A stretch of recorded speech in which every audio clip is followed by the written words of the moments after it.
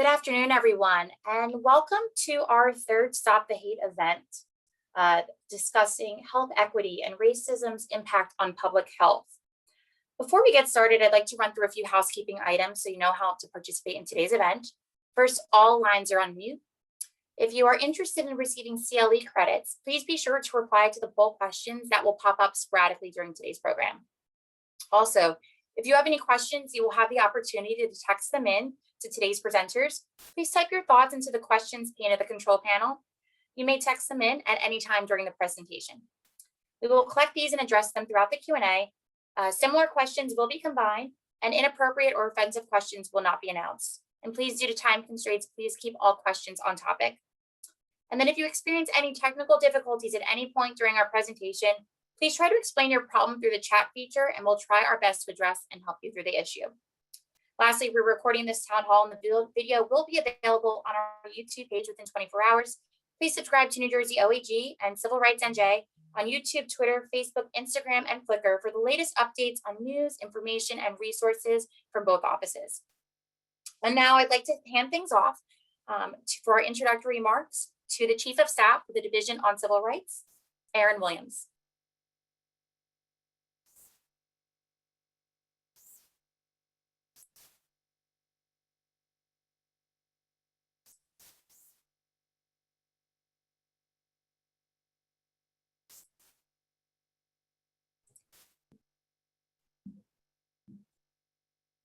Hi, everyone. My name is Aaron Williams, and my pronouns are she, her, and hers. And welcome to the Division on Civil Rights 75th anniversary. I am the Chief of Staff of DCR, and on behalf of DCR, I welcome you to what I promise will be an invigorating and informative conversation with local, state, and national leaders in medicine, public health, civil rights, and equity. I will begin the panel shortly by setting the stage with the formidable First Lady of New Jersey, Tammy Murphy, thank you for being here, who will discuss her nationally recognized maternal health care initiative, Nurture New Jersey, which aims to transform systems that have historically failed our mothers, pregnant people, and babies, most gravely impacting Black, Indigenous, and people of color. The staggering mortality and morbidity rates for pregnant people and infants, particularly Black pregnant people and infants, is a health and civil rights crisis.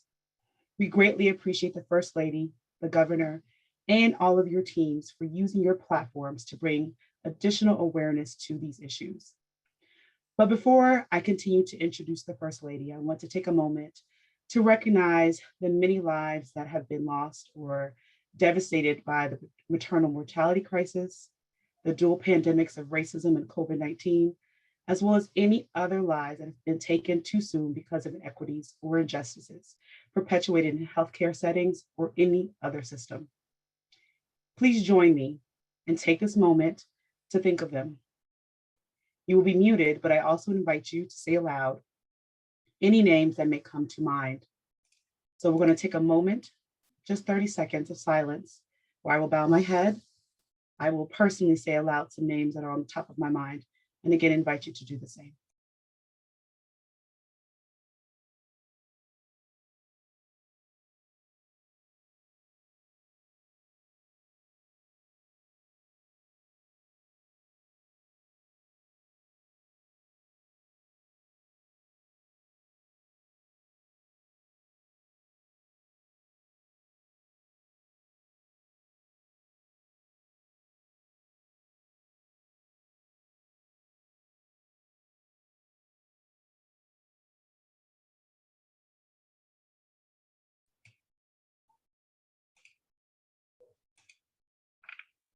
Now, and thank you for that, I have the honor of introducing First Lady Tammy Murphy.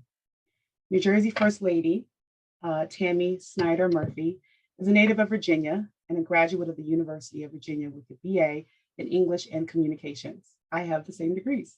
And I'm also a Southerner, so hi. A transformative experience for the Murphy family was proudly representing the United States in the Federal Republic of Germany from 2009 to 2013, when Governor Murphy served as United States Ambassador. Tammy, individually and together with her husband, spoke and led on behalf of the United States. She chaired meetings, gave speeches, and hosted meals and receptions, strengthening our nation's relationship, the critical ally while impacting the lives of Germans and Americans. Upon returning to New Jersey, Tammy and her husband founded a think tank to explore ways to help grow the middle class and jumpstart New Jersey's economy. As First Lady, Tammy's policy initiatives focus on infant and maternal health, climate change, education, and fostering women-owned businesses throughout New Jersey. She has worked to create family festivals across the state to increase access to resources for mothers, children, and families. Worked with the New Jersey Department of Education to incorporate climate change throughout the K-12 state education guidelines to better prepare our students for the future economy, and partnered with the New Jersey Economic Development Authority to increase angel investing in women-led businesses. She continues to be a partner to Phil as he works with Lieutenant Governor Sheila Oliver to tackle the formidable challenges facing New Jersey and its incredible residents. Thank you. Tammy and New Jersey Governor Philip D. Murphy have been married for 27 years, congratulations, and have 4 children. She and her family reside in Monmouth County, New Jersey. First Lady, thank you so much for being with us today.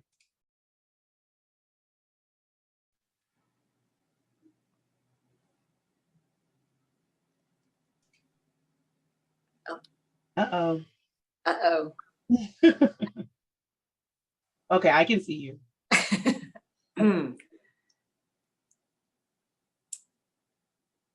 Okay, good afternoon, everyone. And Erin, thank you so much for that introduction, as well as all you do every single day to support the work of our incredible Attorney General, Kabir Grewal. And I want to thank everyone at the Attorney General's office for holding this important panel and highlighting health equity as a civil rights issue. Commemorating the 75th anniversary of the law against discrimination, we look around at our nation and our communities and see discrimination, prejudice, and racism. These attitudes and actions are openly destroying the lives of people of color, making it hard not to feel overwhelmed and discouraged. But 75 years on, this law stands as an important reminder of the values we hold and should be living up to, as well as the kind of society we can have if we open our eyes and choose to change together. And today's discussion is an opportunity to do just that. New Jersey is arguably the most diverse state in the nation, and that diversity is something of which we are incredibly proud. Phil often references the rich tapestry of cultures that we are fortunate to have, but he knows that actions speak louder than words. And if we truly cherish our diversity and our family, friends, colleagues, and neighbors of color, then we have to take action and root out racism wherever it exists, especially in our institutions. Through Nurture NJ, we have spent 3 years raising awareness of our maternal health crisis, but many people are still shocked to hear that racism has effects beyond our economy, legal, and educational systems. It has pervaded every aspect of life, including health. Here in New Jersey, a Black mother is 7 times more likely than a white mother to die from pregnancy-related complications. A Black baby is over 3 times more likely than a white baby to die before his or her first birthday. This disturbing reality is a result of nothing other than institutional inequity and racism, and requires sweeping change to a system that has long failed women and babies of color. For this reason, we have been hard at work for the past 3 years to figure out how we can transform New Jersey into the safest and most equitable place in the nation to deliver and raise a baby. To this end, we brought together experts from across the state and country to develop Nurture NJ's statewide strategic plan, a plan designed to completely reinvent the way we care for pregnant women, particularly pregnant women of color. And I am proud to share that many of today's speakers worked with our experts to ensure that our plan is not only actionable, but also implementable. The plan is necessarily broad in its scope, but centers on the specific needs of women of childbearing age in the places where they live, work, worship, play, and love.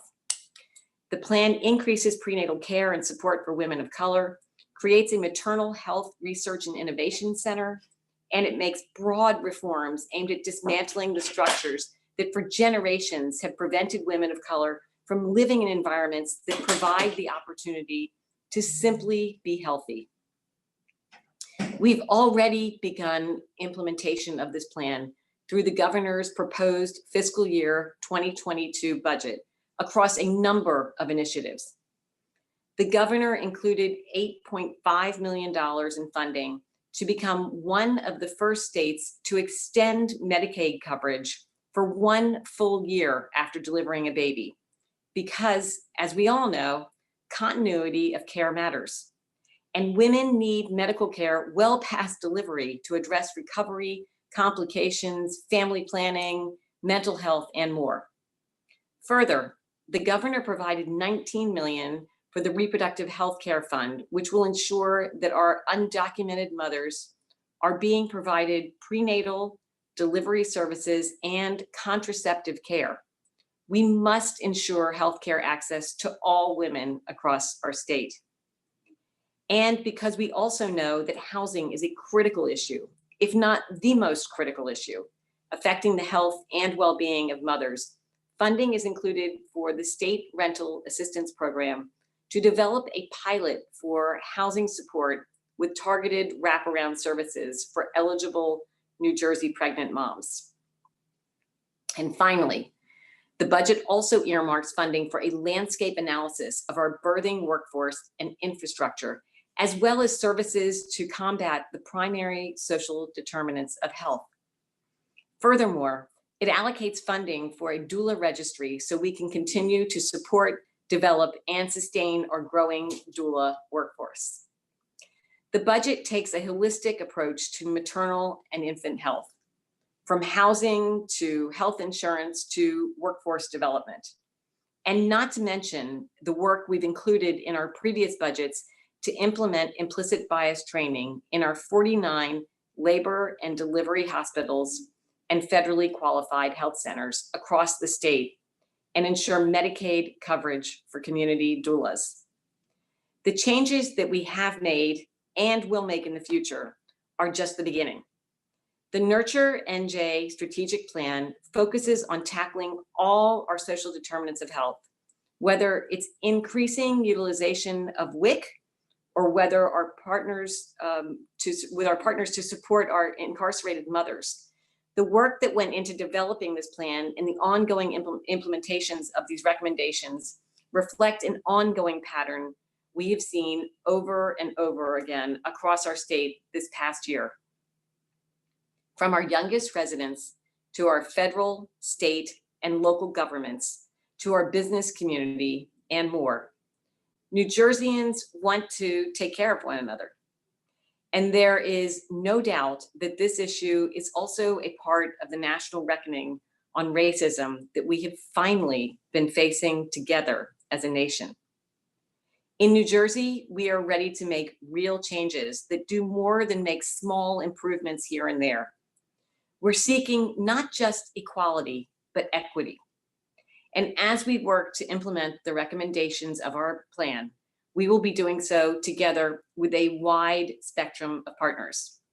So I really have to thank so many people and organizations for their commitment to seeing this all the way through to execution. Experts, activists, philanthropists, business leaders, and of course, the brave mothers who have spoken up. And today's event and the work being done by the Attorney General's office are perfect examples of the kind of collaboration it will take to truly solve this crisis.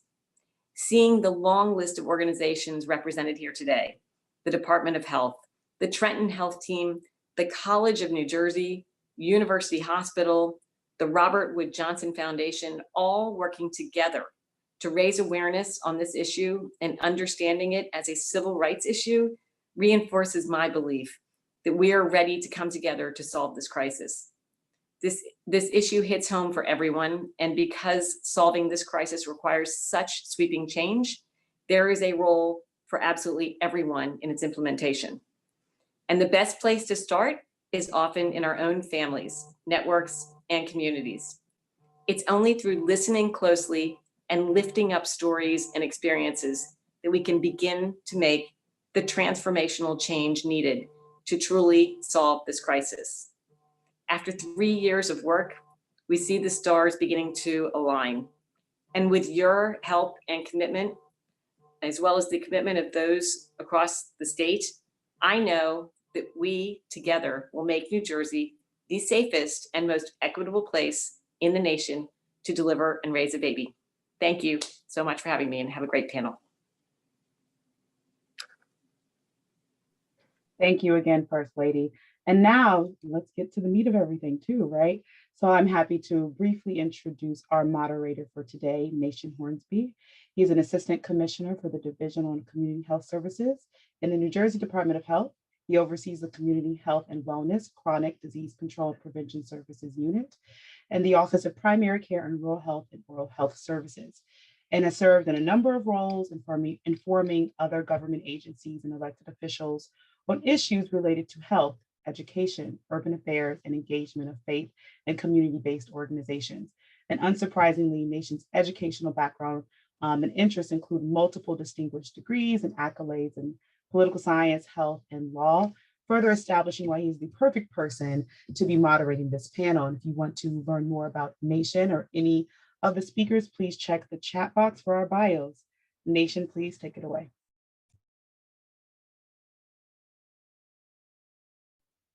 All right, thank you so much, Erin. I also want to first start out by congratulating the Civil Rights Division on the 75th anniversary. It is a tremendous accomplishment that New Jersey has led the way in fighting for equity and justice. And many of the discussion points that we will address today would not be possible if New Jersey had not been at the forefront. You heard just now from our First Lady speaking very candidly about structural racism.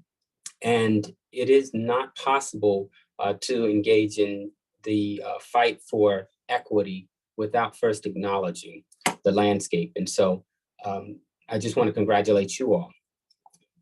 I have the privilege of introducing our first speaker, Dr. Dorothy Roberts. And she is just a distinguished individual who I am a big fan of. I have come to know of her from her body of work relative to race, gender, and the law. And I'm so pleased that she's on this panel. Dr. Roberts is the 14th appointed University of Pennsylvania Integrates Knowledge Professor. And in that role, she has joint appointments to the Africana Studies and Sociology, as well as the University of Pennsylvania Law School. She is also the founding director of the Penn Program on Race, Science, and Society in the Center for Africana Studies. And she is, as I said, acclaimed in race, gender, and the law. And one of the things that drew me to her early on is a published work that she put out, Killing the Black Body, Race, Reproduction, and the Meaning of Liberty. And when I think about the intersections between race and health, there's no better person that comes to mind for me than Dr. Roberts. And so again, I'm so thrilled that we have you here today. And so with that, I'm going to turn it over to you. I know that you will provide a presentation, and from that point, you and I will engage in a discussion, and we will take questions in the chat from those who are participating today. Thank you so much, Dr. Roberts. Thank you so much, Mr. Hornsby. And it's really a great privilege to be able to speak during this wonderful 75th anniversary of the New Jersey Division of Civil Rights. I'm pleased to have followed that wonderful introduction by the First Lady of New Jersey. And I want to give just a few remarks, giving some historical background and also pointing some general ways toward the future toward health equity in this state and around the country. So I'm going to share my slides.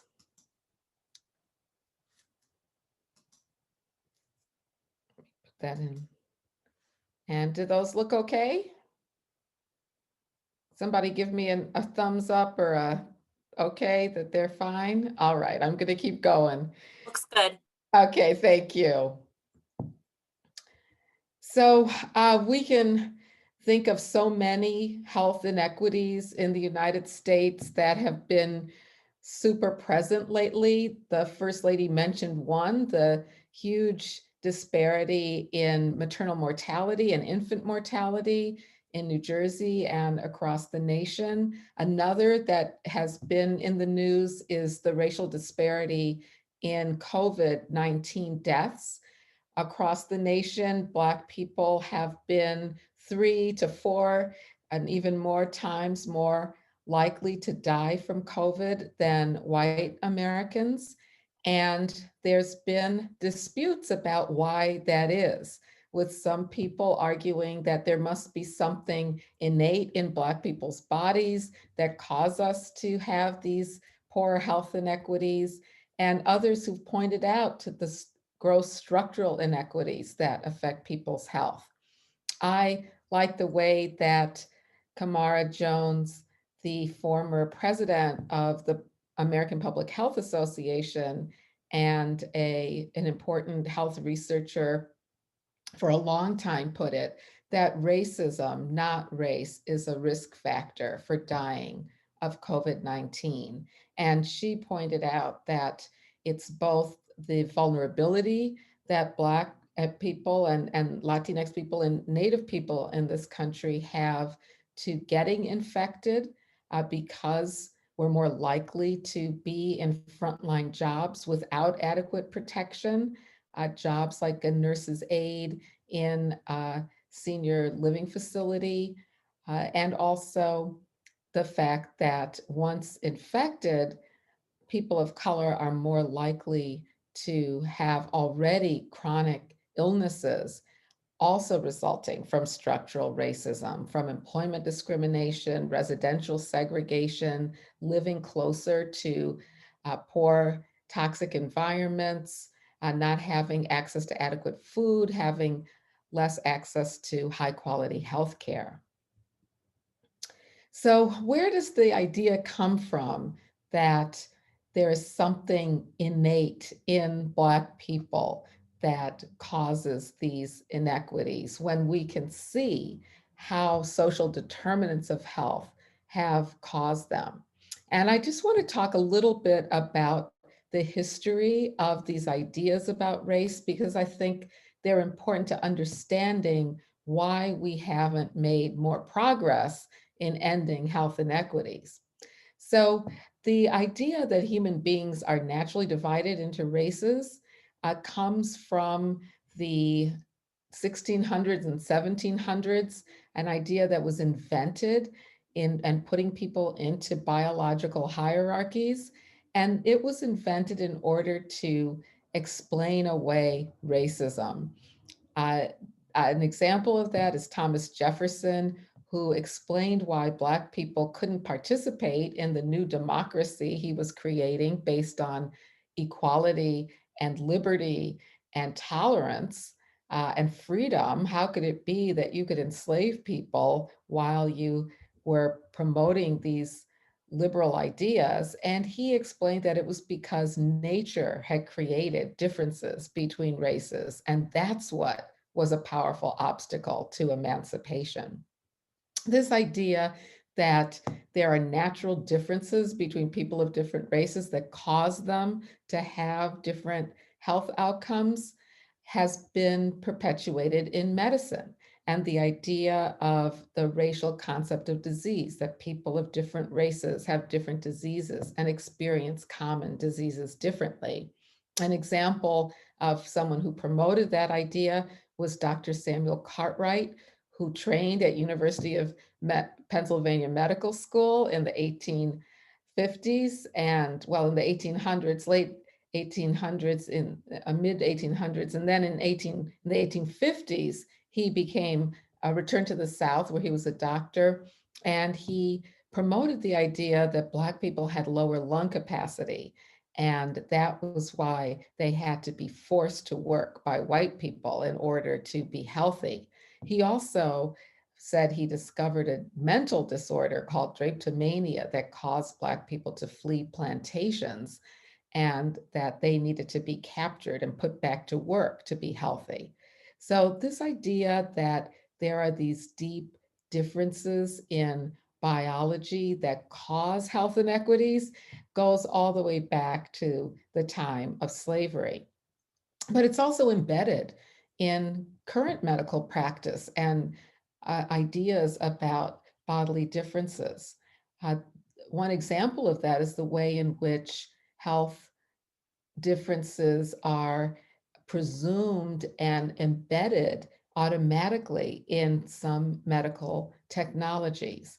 The technology that estimates glomerular filtration rate, which is an indicator of kidney function, actually automatically adjusts upward for kidney function for Black Americans only.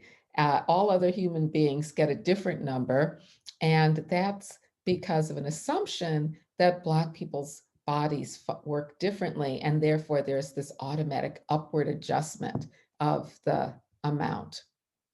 Another place where this comes out is the undertreating of Black patients for pain. And many, many studies have shown that Black patients in pain from cesarean sections, from long bone fractures, from appendicitis, and other painful injuries are less likely to receive pain treatment or receive less pain treatment than other Americans. And a recent study at University of Virginia pointed out that medical students and residents there held false beliefs about biological differences between Blacks and whites. Many believed that Black people had thicker skin than white people and had less sensitive nerve endings than white people. And the researchers found that those false beliefs predicted racial bias in how they perceived the pain of Black patients and how they treated Black patients for pain. The First Lady mentioned the fact that Black women in America are much more likely to die from pregnancy-related causes.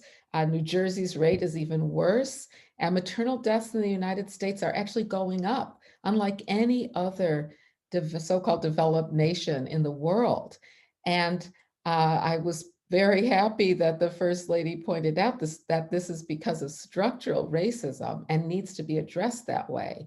But there is research going on that hypothesizes things like this, that Black race, independent of other factors, increases the risk of extreme preterm birth and its frequency of recurrence. Again, as if there's something innate in Black women that causes these bad outcomes. Now, this idea has been challenged for a long, long time. The great civil rights leader, W.E.B. Du Bois, challenged it all the way back in 1899 when he was doing research while at the University of Pennsylvania in Philadelphia. And he challenged the idea that Black people in Philadelphia had higher rates of tuberculosis because they weren't suited for freedom. And he pointed out that no, that was because of the living conditions that Black people were subjected to in Philadelphia, and that these same kinds of myths about innate predispositions to poor health have been said about Irish people as well when they weren't considered equal to English people. Instead, we're finding that structural racism has deep, deep, profound effects on health. And some of the interesting research that's been going on to show this is research like a study that looked at Black people living in states with high levels of structural racism and found that they were more likely to have heart attacks than people living in states with low structural racism. There's also been recent research that has shown the impact of police killings and aggressive police use of force, not only on people in those neighborhoods where the force has been committed, but also Black Americans generally who are aware of these killings and the injustice of them. And so in my book, Fatal Invention, I capture this by saying that race isn't a biological category that naturally produces health disparities because of genetic differences. It's a political category that has staggering biological consequences, but because of the impact of social inequality on people's health. And so I'll close there so we can get to the questions and answers, but just want to remind everybody as a general way of moving forward that a more equal and just society would be a healthier one for everybody. Thank you.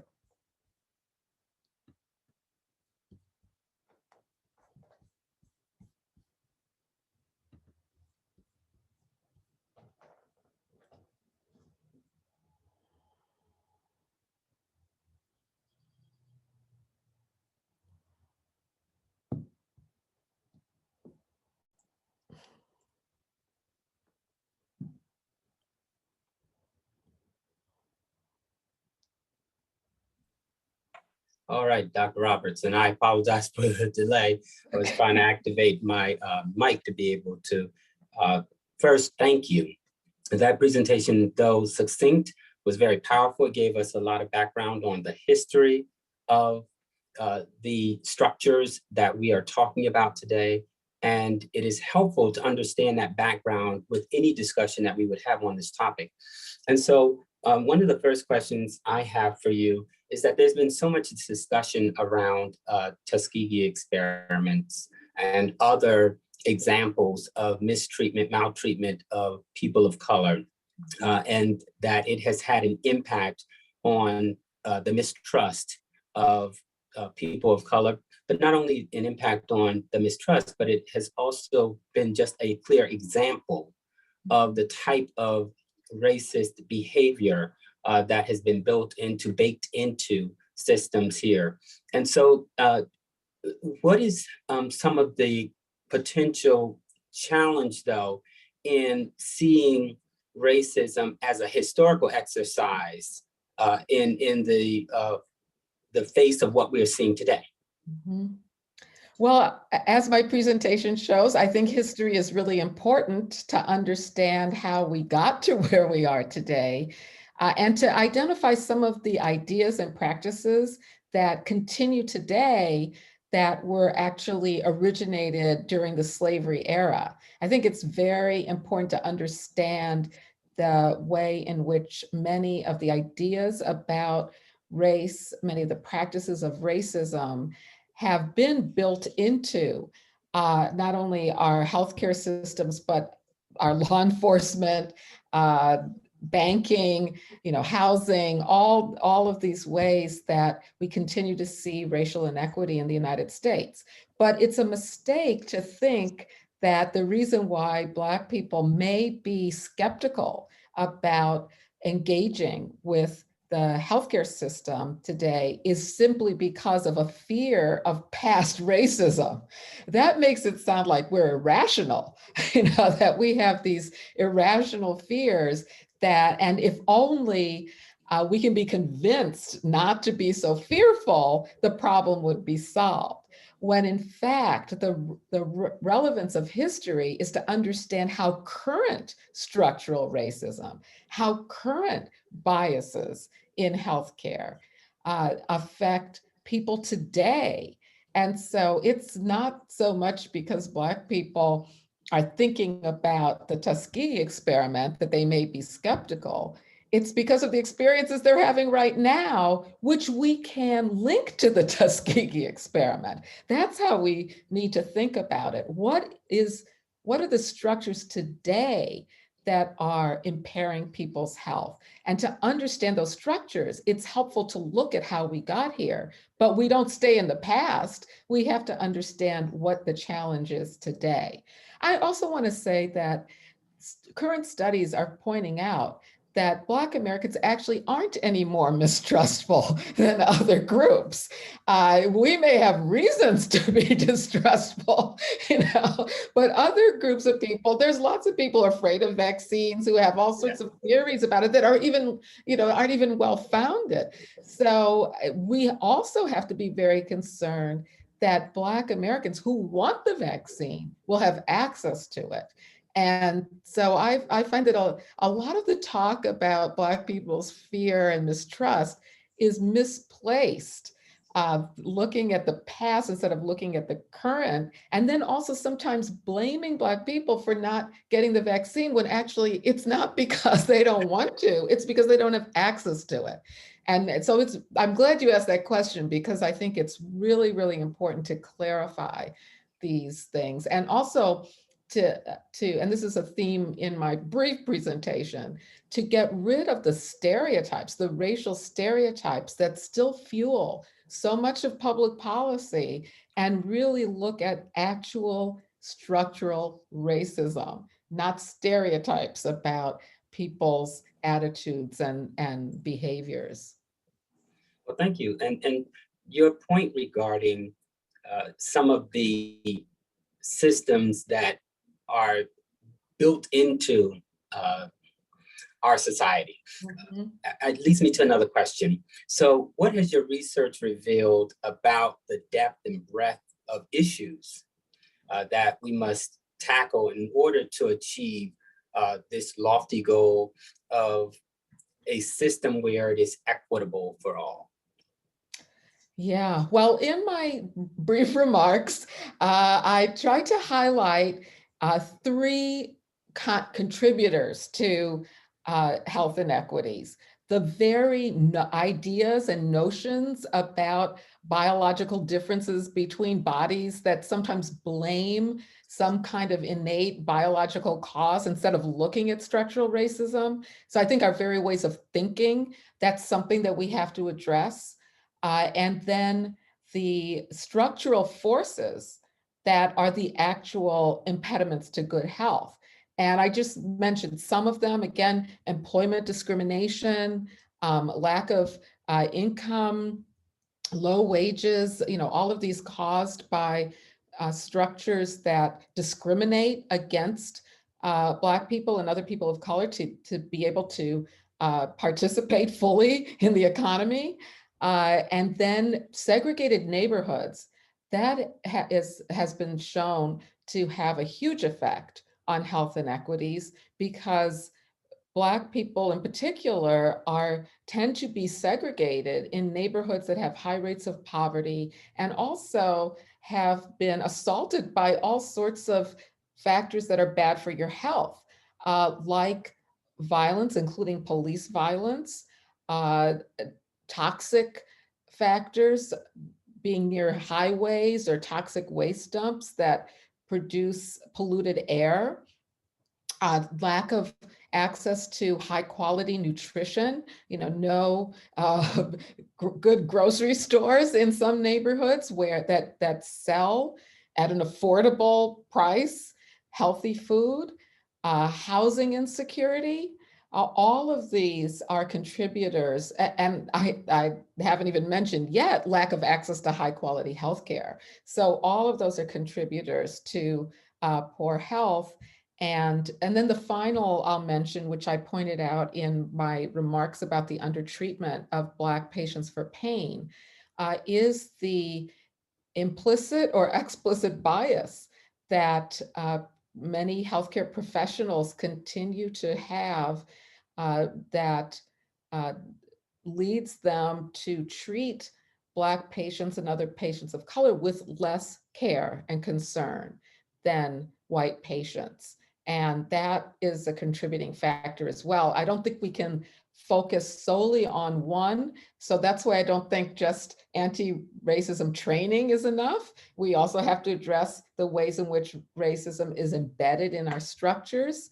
And we also have to address these really fundamental false ideas about what it is that produces health inequities. I think we need to tackle all of them in the kinds of ways that the First Lady mentioned, and with respect to maternal mortality in particular, and as well as with broad-based policies that are aimed at reducing and eliminating these structural inequalities. And one final question is, in the context of the work that has to be done, there are likely going to be some that would suggest that focusing on a subset of society, of these vulnerable populations that we talked about, that to do so would be nothing more than reverse discrimination. What is your response to that notion?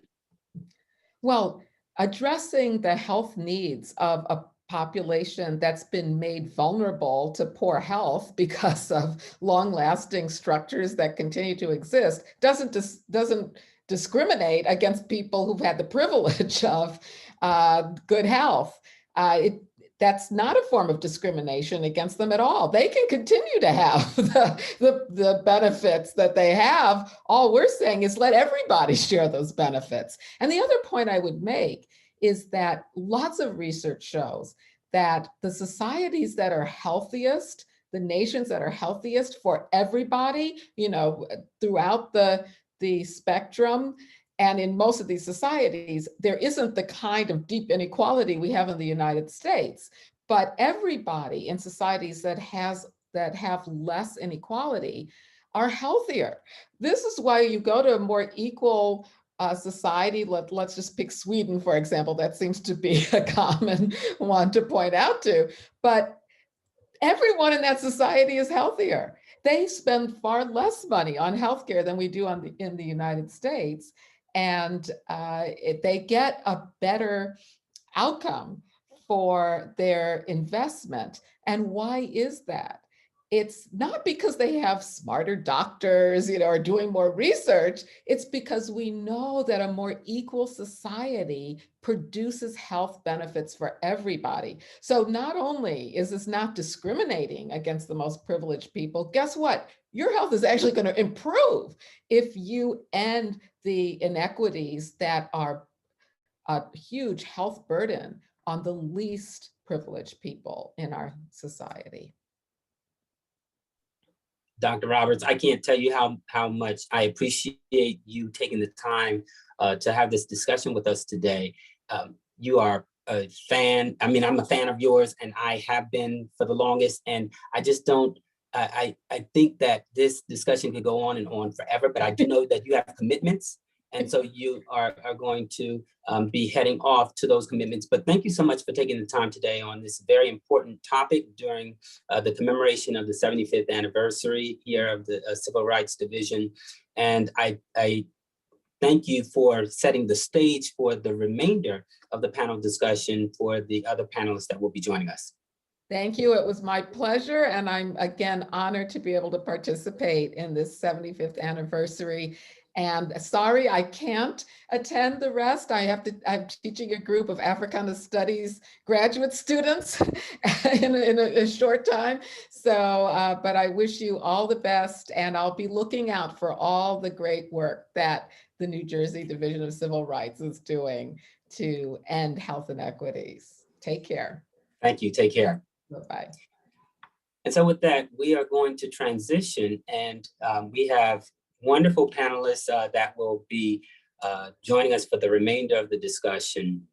And while I'm not going to go over the bios of each of the individuals that are joining us, they do have bios that are available through the chat.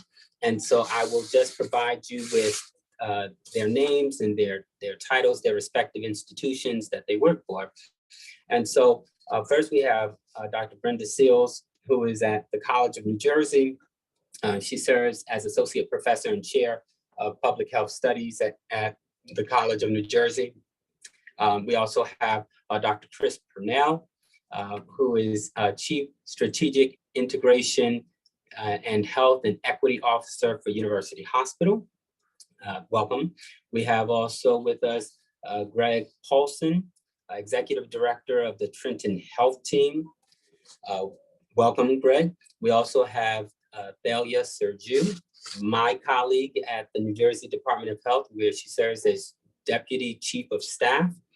And we have Dr. Bob Atkins, I should say, who is Director of the New Jersey Health Initiatives, which is a funded initiative through the Robert Wood Johnson Foundation. So with those introductions, I do want to continue the dialogue that I began with Dr. Roberts, because I think she created a great launching pad for us. And I first want to direct a question to Dr. Purnell.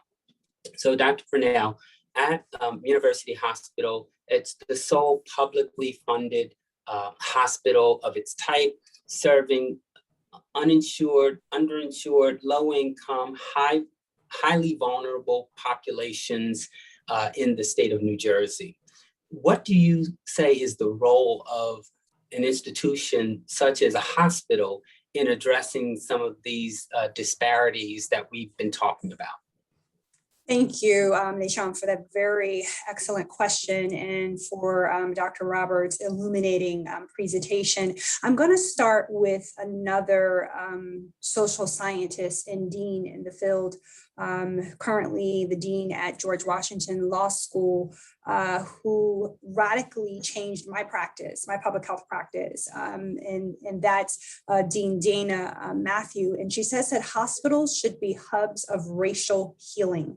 So often as healthcare settings, we think of ourselves, when it comes to physical health, we're fighting for mental health and physical health parity, but not often enough do we think about ourselves in a holistic fashion about dismantling, disrupting, destroying, and treating the system sickness, which is systemic racism and white supremacy. And so hospitals have a specific role to play in that. And just to go back to Dr.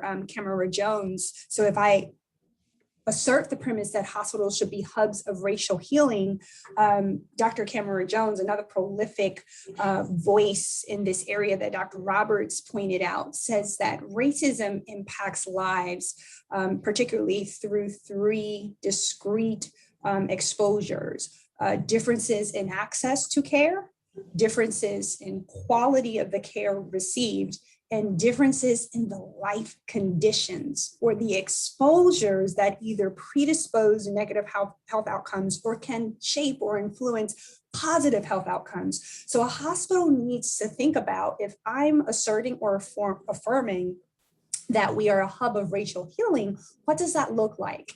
Right? And so for any anchor institution to be able to answer that, you have to know the histories of the communities that you serve. You cannot practice medicine from a historical basis, because that's what dehumanizes people.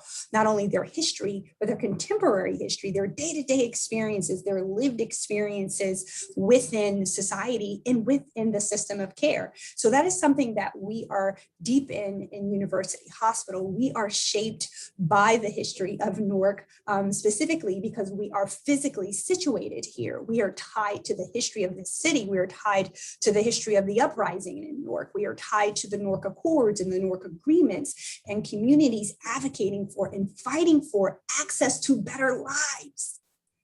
And so we are in a phase of reaffirming that dedication. And this is why this office that I'm the first person to inhabit was created under Dr. Elma Hall's leadership, not looking to be symbolic or ceremonial, but tying equity and integrating equity across all business units in the organization. So we're developing an equity roadmap. What does equity look like across the human experience? What does it look like for workers? What does it look like for our patients and communities? And I think it's very intentional that hospitals set goals in those very discrete but interconnected populations. And then the last thing that I would say is, or the last two things I would say is, if we're going to be able to go through Dr. Cameron Jones's schema of differences in access, differences in quality, and differences in life exposure, each anchor needs to be able to answer, how am I showing up and establishing goals related to those three things specifically? And that's what we're also doing at University Hospital, affirming that access is available and access is delivered in a socially and culturally fluent way. And at the minimum, that's implicit bias, but at the expansiveness, it is anti-racism.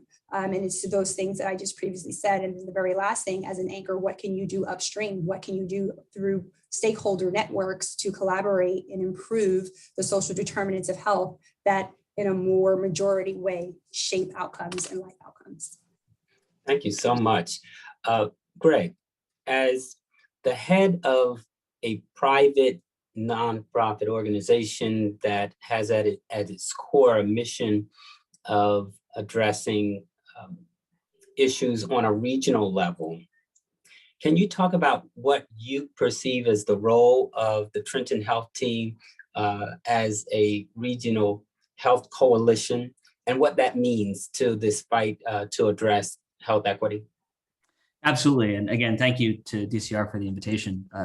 Nation, I think that's such a good point, because the individuals in our community are now living within these systems and trying to seek healthcare within these systems that we know are inequitable, that we know are, in many cases, racist. And so we need to bridge this gap between the systems of care, healthcare systems, social service systems, and the individual experiences in the community.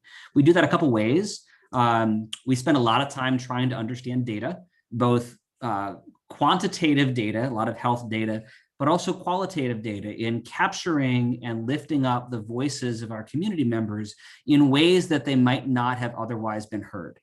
And taking those voices along with the specific data and bringing them back into the leaders of our healthcare institutions and to the leaders of our community to really tangibly highlight the ways in which our system is inequitable. An example from COVID, we were working with our county and local health departments early in the pandemic, looking at positivity rates in testing. And at a time when overall the county had positivity rates in the teens and 20s, we had census tracts in South Trenton that had positivity rates north of 60%.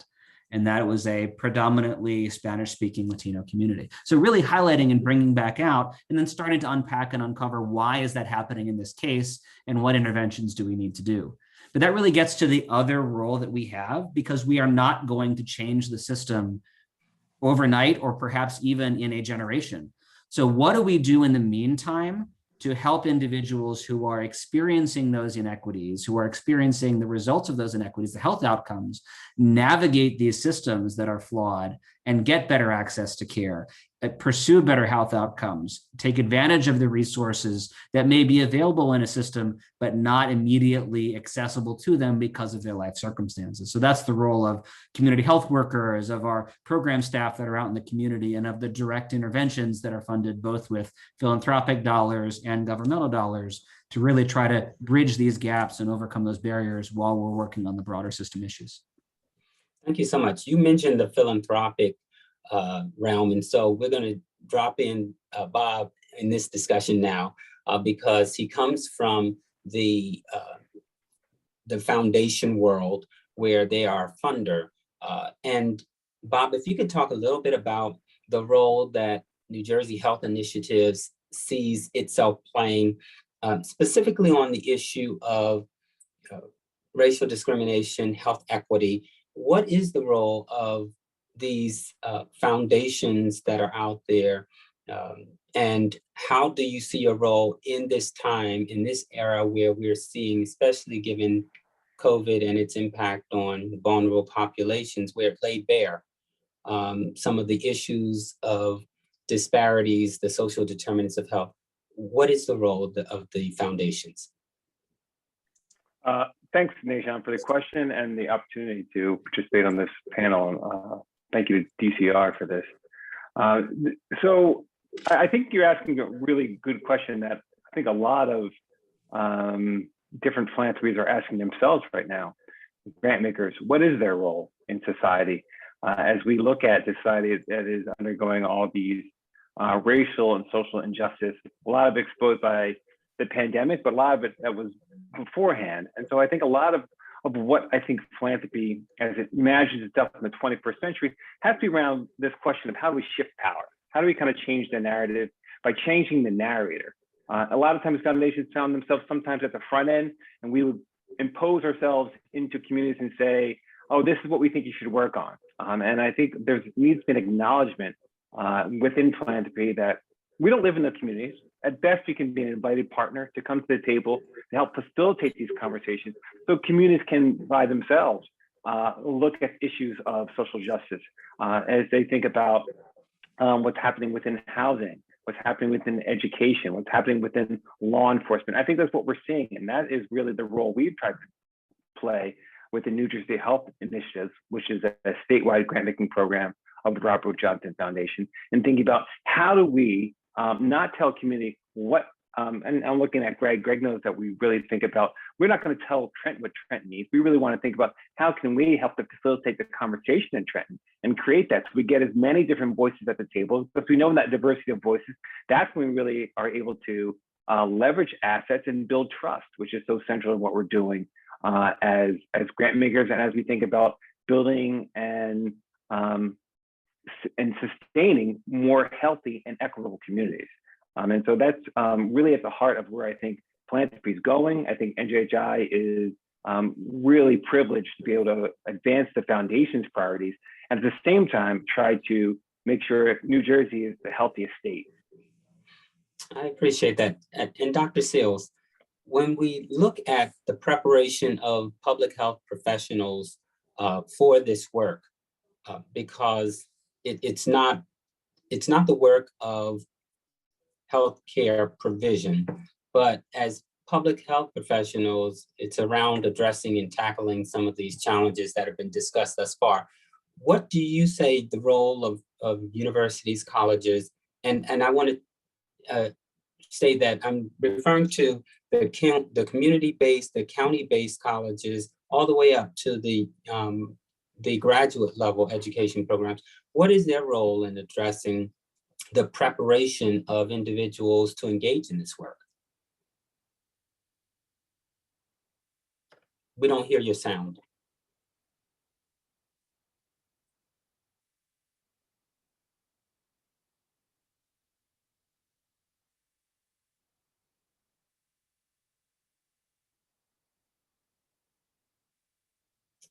I'm sorry.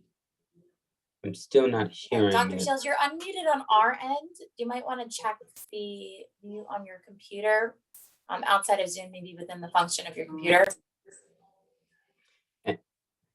And meanwhile, I'm going to transition to Ms. Thalia for a minute while we address your sound.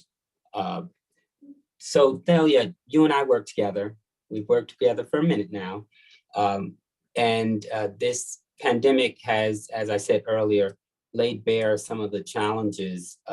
But what do you see as the role of our state public health department in this space of tackling institutional structural racism? As the First Lady mentioned, it's acknowledgement that it's a problem. It's at the heart of some of the issues regarding the health disparities that we deal with every day.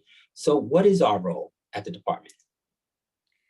So I think our role is honestly multifaceted, right? So we are first and foremost a government agency. We are a collector and monitor of GUGOBs of data. Many people have to report in their health outcomes and things of that nature to the department. So I think that one of the biggest roles that we can play is that of a sharer of data. I think it's important for us to, with our colleagues on the community level and foundation level and academia and in our sister agencies, to be working from the same foundation. So it'll be important for folks to be able to see, to view the data. And then on top of that, all of us being open-minded enough to know that the data doesn't always tell a full picture. Being able to listen and hear from our colleagues that are seeing things from different perspectives, even from within. It was interesting to me, we were all sitting in a room once looking at our municipalities in New Jersey that had some of the highest COVID burden. And we were sitting in a room with maybe a dozen people, leaders and otherwise on our team. And out of the dozen, 8 individuals were called home, some of those municipalities. And so sometimes we have to also remember that we are part of these communities and we're not just on the outside. And we also have to, I think, respect our own intuition and experience and try to infuse that into the work that we're doing so that it's not always an outside looking in perspective. I think we also need to, I guess, kind of see our role as just a convener.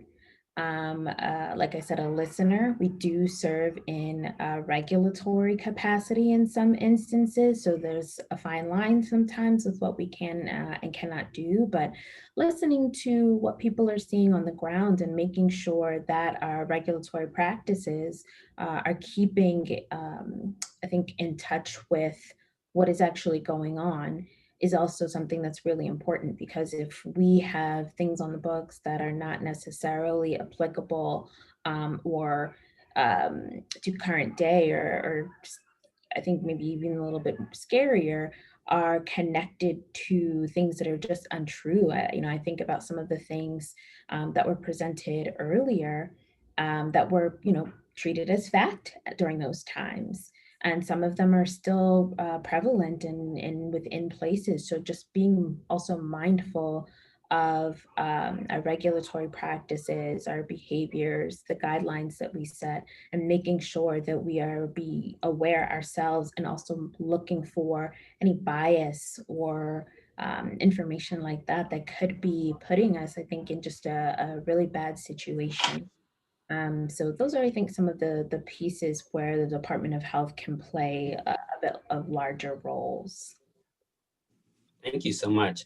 So, Dr. Seals, back to you on the question related to the preparation of professionals, and I want to use that word professionals because one of the failures, I think, is to have this tiered system where you have individuals come in at an entry point, and there you have a glut of minorities. And I think Dr. Purnell mentioned this. I think also Dr. Roberts talked about some of the most vulnerable essential workers were frontline people of color, but they were in the lowest tiers of the hierarchy when it comes to the workforce. But how do we prepare an adequate workforce to tackle racism from all of the levels of that profession? Well, I think it really is a twofold process.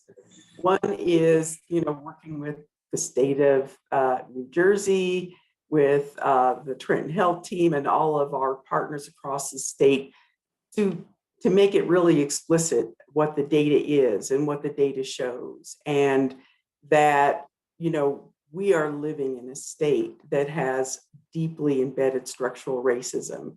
And this has direct and daily impact on people's health. I think the other part is helping our students and their families and the people that they're connected to, in our realms of influence, to talk about our own experiences of racism and our own experiences of what we see in our daily lives and in our work fields. And we have, simulation labs, we have internships, even beginning as freshmen, where people are working with the state of New Jersey and Trenton Health team and hospitals across New Jersey. 20% of our current students are in the field directly helping people giving vaccines and doing COVID testing. Another 40% of our students I know are addressing food insecurity and working with all sorts of soup kitchens and food distribution systems, and creating new systems where people can share and make sure that resources are getting to the people who need it. When COVID first started out, many of our students were complaining about how they had to turn people away. There were so many people in the lines for food. And within 2 months, we virtually, working with the community-based centers, were able to turn a lot of that around with all of the partners that you see, at this table. So I think that getting people into the field, making a difference now, making a difference today, seeing racism right up front, hearing how it happens to their colleagues. Public health is one of the most diverse fields right now. And it's not just our students, it's them connecting to their families and their communities and making a difference.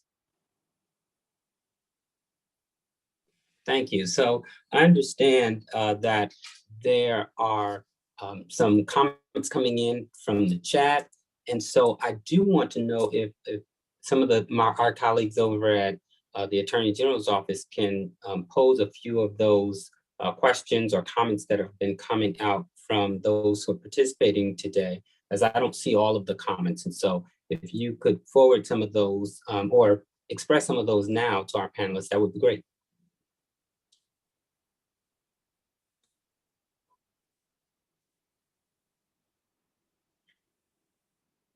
All right, I'm not hearing any response coming in just yet.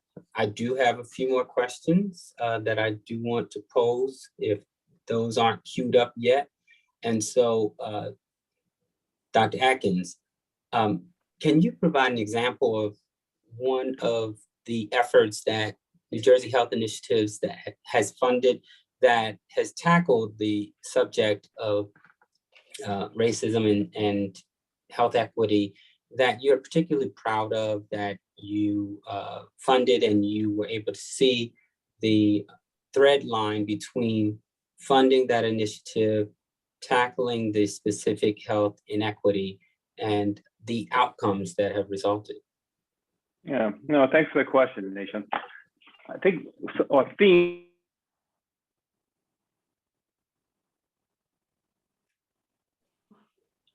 Oh boy, I don't know if it's the weather. Screen is frozen. Okay, let me try.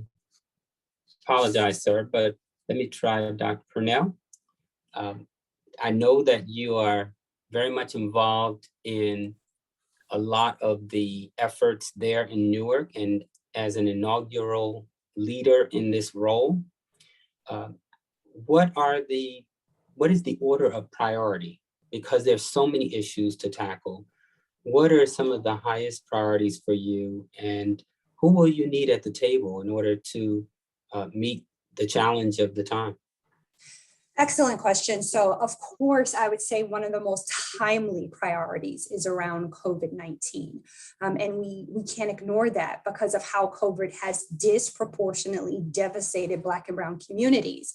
I like to explain to people, not only was New York and New Jersey the epicenter of this pandemic last spring, it was at the epicenter of my life. I lost my father during this pandemic, and ultimately 2 cousins and a sister who is a COVID-19 long hauler.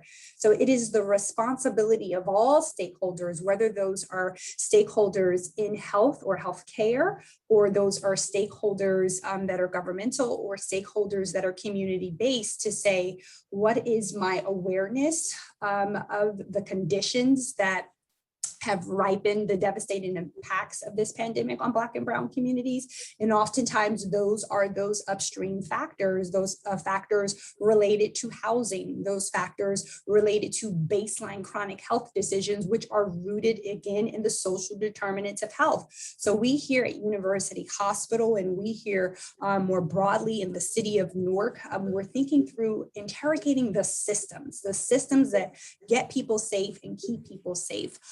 And that right now is vaccinations, right? Explaining in plain spoken terms, explaining in socially and culturally fluent or relevant language, the sense of urgency around vaccination, ensuring that we as a healthcare organization demonstrate trustworthiness before we can ask community to build trust. And that's something I really want to double down and focus on, because I think that gets lost in that equation. We talk often about a lack of trust, distrust, or mistrust in communities of color, where those are rational responses to systemic issues, whether they be historical or contemporary in nature. But we need to talk more about how do organizations, how do entities demonstrate trust in community? How do we partner? How do we share power? And sometimes information is power, other times access and opportunity, economic opportunity, employment opportunity is power. So for instance, we launched something called Care Around the Clock back around this time almost a year ago, to ensure not just that people understood how to get safe and stay safe during the pandemic, but that it was okay to come into the hospital to receive care for their baseline chronic health conditions, and thinking through what are the ways that we need to message to community, who are the credible and trustworthy partners and messengers in community, how do we amplify those voices, and we pivoted from that Care Around the Clock initiative to thinking through in the city of Newark, where at last stats was less than 10% of the population was fully vaccinated. Yet Newark was one of the cities that was most devastated by this pandemic. And what is our role in helping to provide direct supports around vaccination, or through partnership and collaboration? And what is our role around ensuring that care is most immediate and proximate to those hard impacted communities? And so those are some of the current priorities rooted in the COVID-19 pandemic, but also we're also looking at those issues like housing. We're considering those projects that allow anchors across multiple sectors to partner to provide housing for at-risk patients, defining risk by those who are experiencing homelessness or those who are unstably housed otherwise, and ensuring that they not only have an opportunity to be housed, but have an opportunity to receive care proximate to their housing. So those are just two of the different examples, something tied specifically to COVID-19, and then something more broad and further upstream. Thank you so much. And Bob, Dr. Atkins, I'm sorry for earlier, your screen froze. The power went out. I warned you. I said, oh, this storm, it did. So back. You did say the weather was pretty bad there. So can you, thank you for your resilience in coming back. Can't get rid of me that easily. Yeah, if you can remember the question. Oh yeah, no, yeah. So your question was something that we've done to really address this equity challenge, and obviously the equity is around thinking about fair and just opportunities to live the healthiest life possible. And something that's really central to that we all know has come up in this conversation a couple of times, is really looking at thinking about employment opportunities. And we've talked about in this conversation about the healthcare workforce and our frontline healthcare workers, who are predominantly people of color. And one of the early initiatives that NJHI released in 2013 was around thinking about how do we give frontline healthcare workers, who are doing sometimes the most burdensome jobs in the healthcare system, an opportunity to go up the workforce ladder. And so we came up with a program called New Path to Professional Nursing, which took frontline healthcare workers, again, predominantly Black and brown people of color, who are coming to the hospital every day, doing their jobs, and gave them opportunity to become nurses. And so on a couple of different levels, that's great. One, somebody who's working every day, we want them to have the best opportunity to live the healthiest life possible. And so changing their employment, giving them an opportunity to become a nurse, where instead of making maybe $10, $12 an hour, you can make $40, $50 an hour. That not only changes their life trajectory, but also increases the health chances for their families, right? You can live in a different neighborhood. You can attend a different school. You can have better access to parks and playgrounds, better access to better health insurance, less stressful work environment. Stress is, of course, connected to the kind of health outcomes we have. So it's something that I think is really essential to what has come up in this conversation, but also to, as we think about opportunity, this equity lens, thinking about how do we create opportunity. And so employment is one piece of that. And that's something that I think is really resonates with this conversation.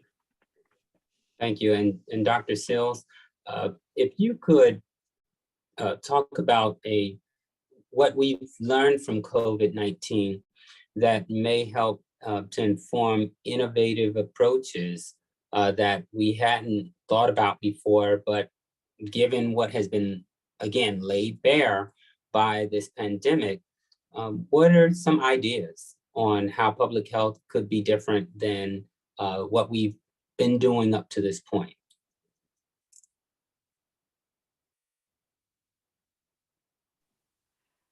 Well, thank you so much, Nation. That's a really good question because there's so many things that public health can do. It's such a broad field ranging from number crunching and epidemiology to working at the very front line with patients, talking to them and getting their intake information or working more closely with them. But I think that one of the things that's really most important, and Dr. Purnell, has started it. Dr. Atkins has mentioned it. Dr. Roberts is all over this. Is really access to healthcare, because access to healthcare is one of the top things that we know really influences health outcomes, and we know that this is true from just the very beginning, where patients are not even listened to. And if you look at any of the conferences that the First Ladies had addressing maternal and child health care, that she puts voices up front. And the main thing that a lot of those voices say is that, somebody didn't listen to me. I told them I was in this kind of a medical emergency, and the doctors simply didn't listen to me. And we know that one of the biggest forms of discrimination is that people do not get a diagnosis when they should, at a timely manner, and the correct diagnosis. So, and often the patients know this, and that is such a crime. We know that they don't get timely referrals into care, that it may take African-American people in particular 3 to 6 months to get into the same kind of care that it takes other people a week to get into. And we know that with some health conditions that every month, every week, every day makes a significant difference in their care. We know that they don't get into high quality care, and that many insurance packages don't cover that. We know that they have even more substantial delays into care at every step of the healthcare referral industry.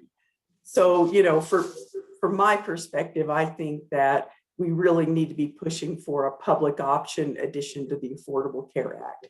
I think we need to, put a lot of stipulations and plans around that to make it work and financially feasible. I think that we need to put pressure on the Biden administration or whomever to enact this kind of a policy now.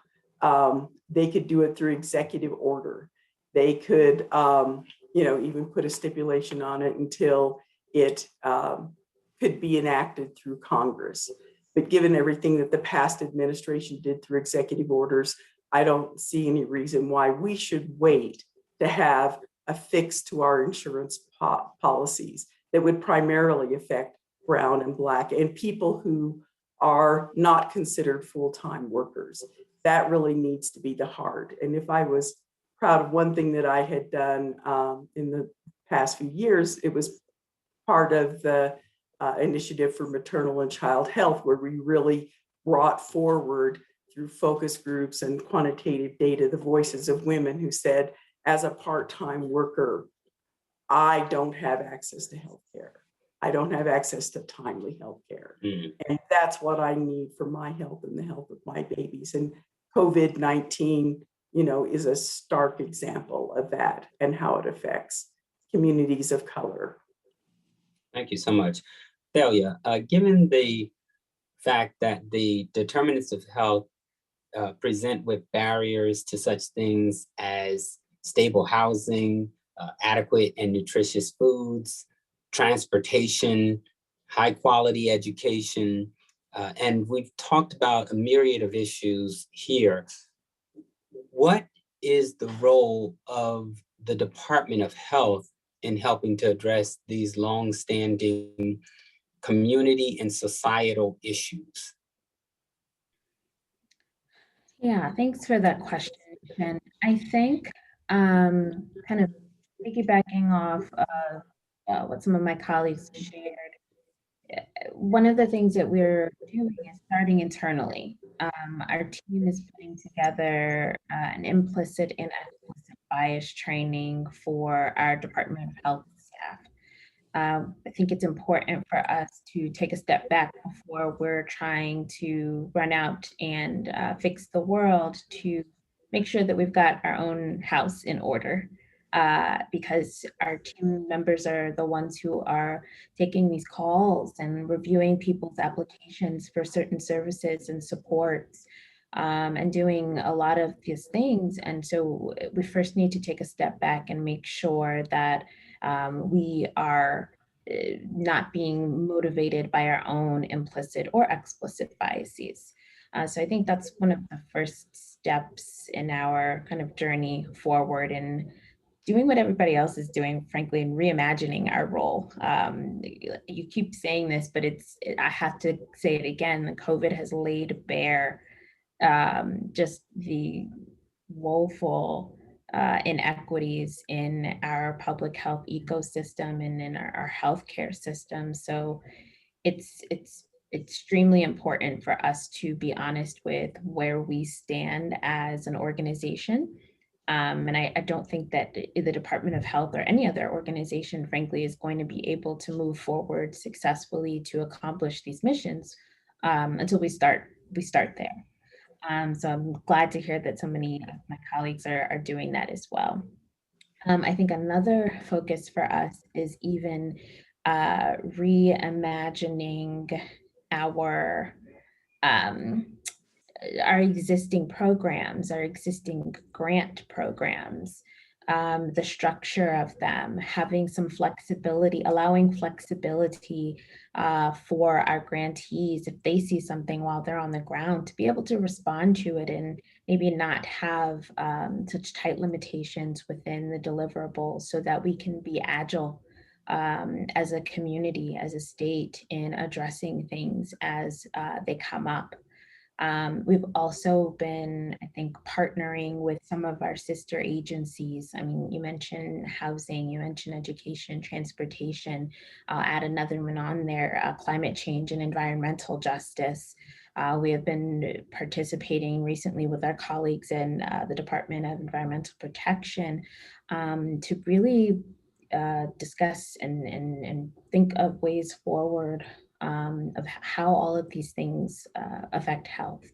You know, I think we in public health, we understand the social determinants of health and how everything kind of compounds one on top of the other. But sometimes our colleagues, you know, they're looking at it through a very different lens than we are. So making sure that we're all being transparent, collaborative, having these open discussions and, you know, not having any type of fear of asking a certain type of question, just so that we are all well informed. Because we may think, you know, in public health, like, oh, well, we can figure out this transportation thing. All you have to do is X. And our transportation colleagues are like, no, that there's no all you have to do. So I think it's important to respect each other and our expertise, but then use that expertise to combine it.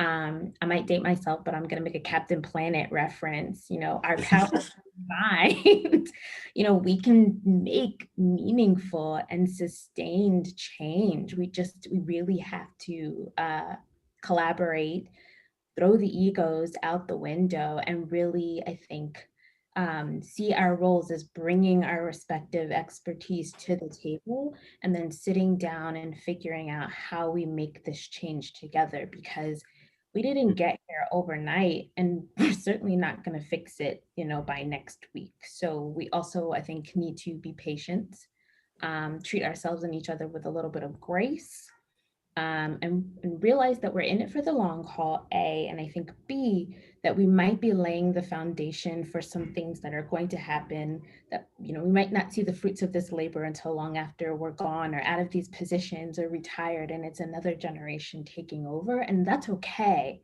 It's not always how we think, because we want to see the results, you want to see the fruits of your labor, but I think getting into the mentality that this is going to be a phased approach for us together, and being okay with us getting just to the completion of a phase and not necessarily to the end destination is also going to be an important role that we play moving forward. Thank you, Thalia. Greg, as a white man, how do you approach skepticism from vulnerable populations, minority populations that your organization serves, and how important is it to you that the staff of the coalition reflect those that you are trying to reach? And I guess I should more basically, a more generalized question is not just you, not just the coalition, but in public health, I know I see it all the time. The vast majority of people in public health are white. And so how do our brothers and sisters who are not the most affected population, how do you effectively get the job done? Nation, that is such an important question. And as much as we've been thinking about it and talking about it, I have to start by saying that continues to be an uncomfortable question for me, because I am doing this work and it's hard for me to think about the experience that I've had and how I have lived my life within systems that were designed to give me privilege. And so how do I now take the role that I'm in and the work that I'm doing to make sure that, to the extent that I have a degree of power over a decision or over resources, to make sure that that power is being used in a way to get to the right decision. And that often means I'm not the one making it, because the decisions that I would make are impacted by my life experience, any degree of bias that I have. And by definition, I'm not going to be immediately aware of how my biases are affecting me. So I need to make sure that we are creating structures in our organization, in our work, where the decisions are made by those who are being most affected. And then our resources, our power structures are, to the extent we can, structured in that way. And, when I think back over the past year and a half, our team has done some really incredible work out in the community. And part of the reason that they've been able to do that is so many are from our community, have shared life experience. And it's not just about looking like our community, it's really about being embedded in the community and understanding that. And for those who don't live in our community, being very humble in how we approach some of this and making sure that we're driving decisions to be made by those who really can get us to the right decision. The work I'm most proud of our team over the past year is some of our staff, including people of color, who about a year ago raised their hands and said, I'm not okay with how things are within Trenton Health Team. As much as we're working on health equity, we haven't done enough internally. We talk about health equity, we talk about racism, but we're not anti-racist. We're not actively being anti-racist. And those are very, very uncomfortable conversations. They're uncomfortable for the people like me hearing them as the leader of the organization who thought I was doing a good job. But they're even more uncomfortable for my colleagues who are often not in positions of power, who have to express a lot of vulnerability and trust to bring those forward. So we need to make sure we're creating systems and structures that let those voices be heard, sometimes in ways other than just asking outright. Maybe other people need to ask me, or there are other ways that we need to get at that. But it's on me as a white man doing this work to make sure that I'm doing the extra effort and that our organization is doing the extra effort to get to the right information and actively combat my own personal bias and the structures in which we're working that have created the outcomes we have today. Well, I thank you so much for that answer. And I know that time is winding up. And so I want to take a moment to thank each of our panelists that have joined us today. This has been an incredibly stimulating conversation for me. And I hope that for those who have participated, that it has been likewise for you. I want to once again congratulate the Division on Civil Rights for its 75th anniversary. I want to thank Denalery. I want to also thank Aaron, as well as Whitney and Libby for having us all today. You all have been wonderful and gracious in having us today. And I want to thank each of my participants on the panel today. Thank you so much, Dr. Purnell. Thank you, Greg Paulson. Thank you, Thalia Sergiu. Thank you, Dr. Seals. And thank you, Dr. Atkins, for your contributions to this discussion today. And again, look forward to the next panel that is coming up. I know that they're going to be focused on housing in the next series that is following this one. And so thank you to all who have participated today, and join us next time for the discussion that will be held next week. With that, goodbye.